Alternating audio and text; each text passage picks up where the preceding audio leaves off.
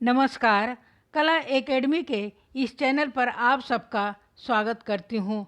आज हमने प्रयोगवाद के कुछ महत्वपूर्ण तथ्यों और कथनों को लिया है जो परीक्षा की दृष्टि से महत्वपूर्ण है। तो आइए इसे हम समझने का प्रयास करते हैं।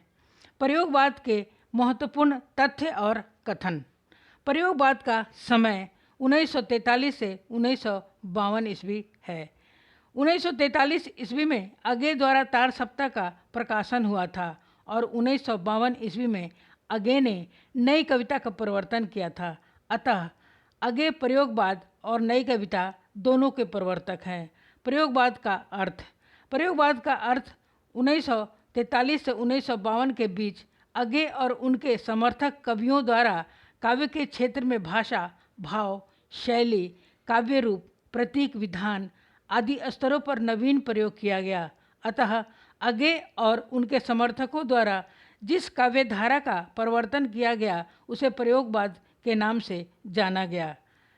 प्रयोगवाद शब्द का प्रयोग सबसे पहले नंद दुलारे वाजपेयी ने 1944 ईस्वी में प्रयोगवादी रचनाएं नामक निबंध में किया था। यह निबंध सरस्वती पत्रिका में प्रकाशित हुआ था। अगला है, अगे ने इस विचारधारा के लिए प्रयोगवाद शब्द का विरोध कर इसके लिए नई कविता शब्द का ही प्रयोग किया। हिंदी में प्रयोगवाद का आगमन ब्रिटेन के न्यू सिग्नेचर आंदोलन के प्रभाव स्वरूप हुआ। 1932 ईस्वी में स्टेफन स्पेंडर, आर्डेन, लेहमैन एवं एम्सन ने एक संयुक्त काव्य संकलन न्यू सिग्नेचर के नाम से निकालकर आंदोलन का सूत्रपात किया।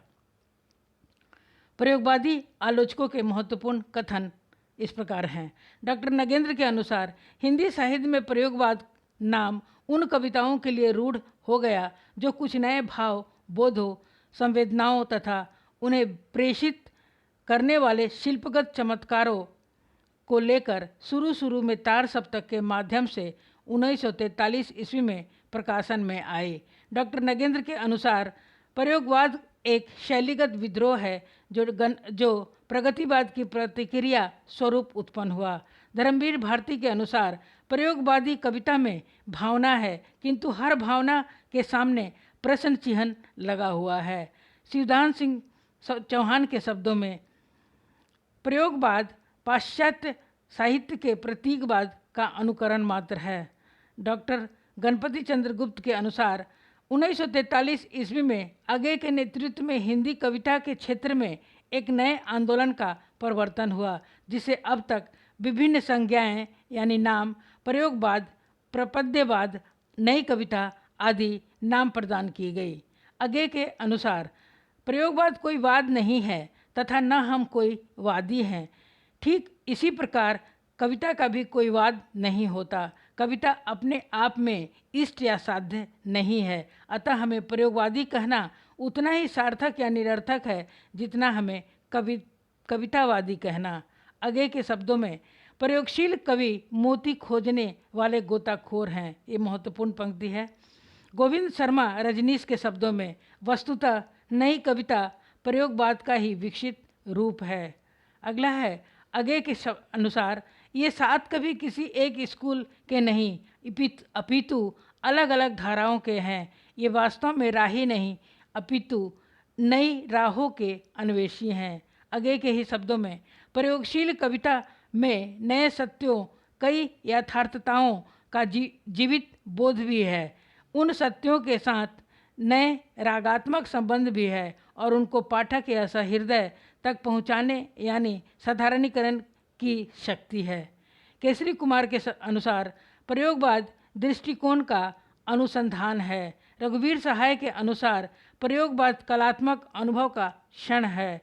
नंद दुलारे वाजपेयी के शब्दों में प्रयोगवाद बैठे ठाले का धंधा है। नंद दुलारे वाजपेयी के ही शब्दों में उद्देश्यहीन प्रयोग, चाहे वे भाव, भाषा, शैली किसी भी स्तर पर हों, कविता से दूर जाकर केवल प्रयोगवाद ही कहलाएंगे। लक्ष्मीकांत के अनुसार प्रयोगवाद ज्ञात से अज्ञात की ओर बढ़ने की जागरूकता है। नामवर सिंह के शब्दों में चरम व्यक्तिवाद ही प्रयोगवाद का केंद्र बिंदु है। अगला है, डॉक्टर नामवर सिंह के ही शब्दों में जिस प्रकार संदेह एक हद के बाद संदेहवाद हो जाता है, उसी प्रकार प्रयोग भी एक हद के बाद प्रयोगवाद हो जाता है। डॉक्टर नामवर सिंह के शब्दों में प्रयोग कोरे रूपवाद से अधिक व्यापक प्रवृत्ति तथा विचारधारा का वाहक है। अगला है अशोक वाजपेयी के शब्दों में मुक्तिबोध कठिन समय के कठिन कवि हैं। उनकी कविताओं का स्थापत्य स्थिर और सुपरिभाषित नहीं है। सुमित्रा नंदन पंत के शब्दों में प्रयोगवादी काव्य जहाँ अपनी शैली तथा रूप विधान में अतिव्यक्तिक हो जाता है, वहाँ भावना में जनवादी। रामविलास शर्मा के शब्दों में मानव का हृदय शुद्र इस्पात नहीं है, भय से सिहर उठे वह तरु का पात नहीं है। रामविलास शर्मा के शब्दों में प्रयोगवादी कविता में नए युग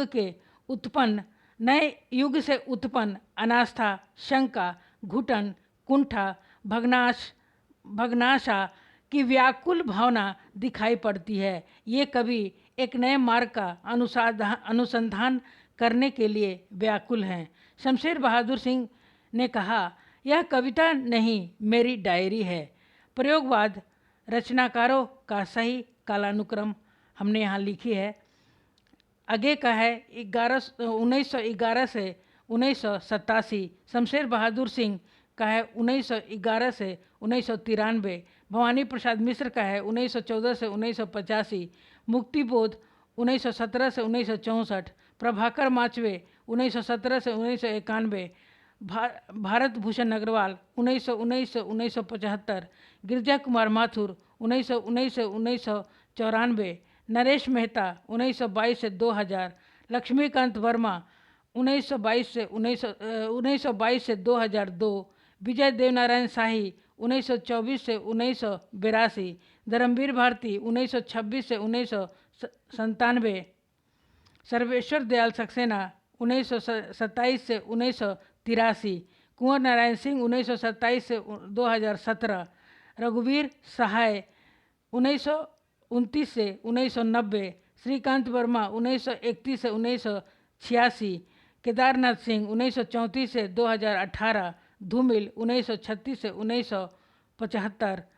उपयुक्त जितने भी प्रयोगवाद के कवियों में उपयुक्त दिए गए प्रयोगवाद के कवियों में वैसे तो सभी महत्वपूर्ण हैं, किंतु अधिक सवाल जिनसे पूछे जाते हैं वे अंडरलाइन वाले अधिक महत्वपूर्ण हैं। जहाँ जहाँ मैंने अंडरलाइन किया है इनसे अधिक सवाल पूछे जाते हैं, इसलिए इनको नाम के अंदर हमने अंडरलाइन कर दिया है।